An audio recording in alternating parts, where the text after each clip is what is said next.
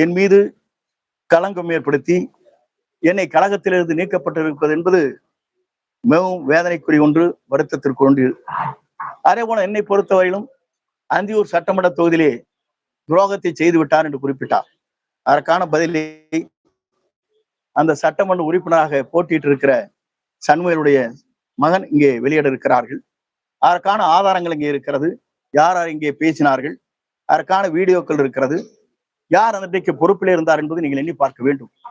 அதே நேரத்தில் 1989 நான் மாவட்ட செயலாளராக இருக்கின்ற போது 11 சட்டமன்ற தொகுதி இருக்கின்ற போது சேவல் புறாவிலே வெற்றி பெற்ற தொகுதி அந்தியூர் சட்டமன்ற தொகுதி என்பதை நீங்கள் மறந்துவிடக் கூடாது.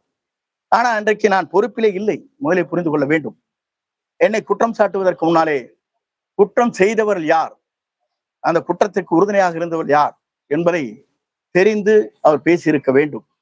அதை விட்டுவிட்டு குற்றம் செய்தவர்களுக்கே பதவியை கொடுத்த இன்றைக்கு அவரோடு வைத்துக் கொண்டிருக்கிற இன்றைக்கு எல்லோரும் அறிந்து ஒன்றாக இருக்கிறது.